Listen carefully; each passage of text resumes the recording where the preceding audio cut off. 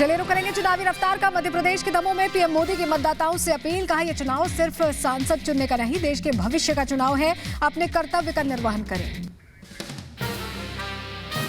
2024 का ये चुनाव सिर्फ एक सांसद चुनने का चुनाव नहीं है, ये देश का चुनाव है। देश के भविष्य को सुनिश्चित करने का चुनाव है। दमोह में पीएम मोदी ने भरी हुंकार। कहा यह दुनिया की सबसे बड़ी शक्ति बनाने का चुनाव है। आज दुनिया में भारत का डंका बज रहा है। ये जनता की वोट की ताकत है। पीएम मोदी का विपक्ष पर जोरदार हमला। कहा यूपी में 2 शहजादों की जोड़ी घूम रही है, जनता ने दोनों शहजादों को रिजेक्ट किया।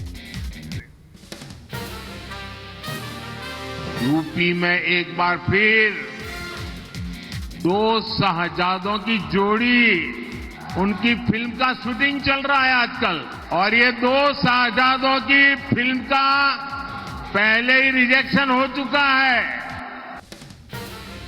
बागपत में सीएम योगी की माफियाओं को 2 टूक। कहा अब यूपी में दंगे कर्फ्यू नहीं है, माफिया का राम नाम सत्य कर दिया जाता है। एटी और व्यापारी की सुरक्षा पे अगर किसी ने सेंध लगाई तो अयोध्या में तो रामलला विराजमान है, लेकिन उस माफिया और उस अपराधी का राम नाम सत्य है, तय है। इस बात को देख लेना। सीएम योगी का कांग्रेस सपा बसपा पर हमला। कहा कांग्रेस सपा बसपा में कोई भी सुरक्षित नहीं, बीजेपी के शासन में ही देश सुरक्षित हुआ। नामांकन दाखिल करने के बाद बोले गृह मंत्री अमित शाह। कहा बूथ कार्यकर्ता से संसद तक पहुंचा हूं, इस सीट पर लड़ना मेरे लिए गौरव की बात है। लोकसभा के लिए मेरा नामांकन गांधीनगर सीट से भरा है, मेरे लिए एक बड़ा गौरव का विषय है। अमेठी में स्मृति ईरानी का कांग्रेस पर जोरदार हमला। कहा कांग्रेस ने गरीब परिवारों के साथ छल कर सत्ता पाई है, जनता की सेवा कभी नहीं की। राम मंदिर को लेकर स्मृति ईरानी का कांग्रेस पर निशाना। कहा गांधी परिवार ने प्राण प्रतिष्ठा का न्योता ठुकराया, जो भगवान के ना हुए वो किसी और के कैसे होंगे। गांधी खानदान के पास न्योता भेजा तो भगवान राम का न्योता ठुकरा दिया। भैया ये भगवान के ना हुए तो इंसान के क्या खाक होंगे। अनुराग ठाकुर का कांग्रेस पर जोरदार हमला। कहा बीजेपी 400 पार करेगी, कांग्रेस लड़ रही है 40 की लड़ाई। देश में लगभग सफाया कांग्रेस का हो चुका है। भारतीय जनता पार्टी 400 पार करेगी, कांग्रेस 40 के लिए संघर्ष करेगी। वायनाड में जेपी नड्डा का रोड शो। नड्डा ने राहुल गांधी पर बोला सीधा हमला। कहा राहुल को पुरानी सीट छोड़कर आना पड़ा वायनाड, राहुल को अपनी जीत पर नहीं भरोसा। केंद्रीय मंत्री गिरिराज सिंह का बंगाल सरकार पर हमला। कहा बम से नहीं डरते बीजेपी कार्यकर्ता, बंगाल में तुष्टीकरण चरम पर है। बम से लोकतंत्र को नहीं डरा सकती, बम के धमाके से भारतीय जनता पार्टी के कार्यकर्ता नहीं डर सकते, और बंगाल में तुष्टीकरण की प्रकाष्ठा हो गया है। चिराग पासवान का कांग्रेस पर जोरदार हमला। कहा बिहार में कांग्रेस के लिए कुछ नहीं, पहले चरण की 4 सीटें हम जीत रहे हैं। जमुई की सीट एक बड़े मार्जिन से हम लोग जीतने जा रहे हैं, और यही माहौल बिहार की 4 सीटों पर है। तो इसीलिए पूरी उम्मीद, पूरा विश्वास है पहले चरण की 4 सीटें बिहार से हम लोग जीत रहे हैं।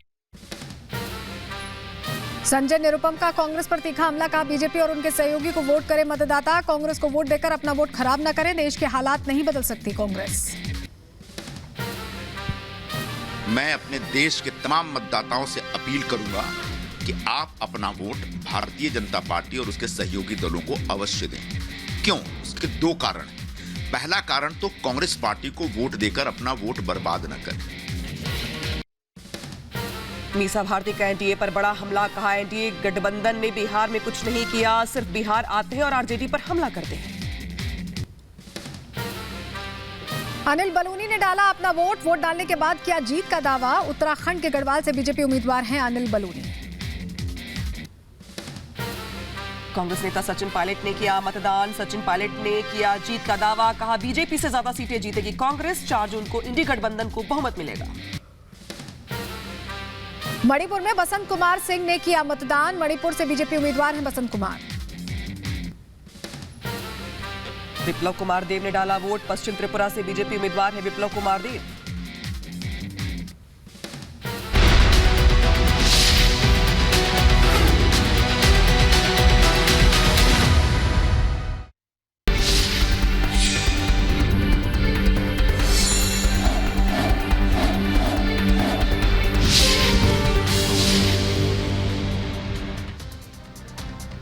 नमस्कार, आपके साथ मैं हूं श्वेता त्रिपाठी और रिपब्लिक भारत की बड़ी टीम ग्राउंड पर मौजूद है। पहले चरण का मतदान जो अपने अंतिम चरण में चल रहा है, बस ये कहीं 2.5 घंटे का वक्त और बाकी है। वो लोग जो अभी तक घर से नहीं निकले हैं वो घर से निकलिए और अपने मताधिकार का इस्तेमाल करिए। उत्तर प्रदेश की जिन 8 लोकसभा सीटों पर आज चुनाव हो रहा है उसमें एक सीट रामपुर भी है जिसमें आज मैं यहाँ पर मौजूद हूँ, लेकिन वोटिंग परसेंटेज जो निकलकर सामने आ रहा है वो आपको बता देते हैं। दोपहर 3 बजे तक अगर उत्तर प्रदेश में देखें तो 47.44% वोटिंग हुई है।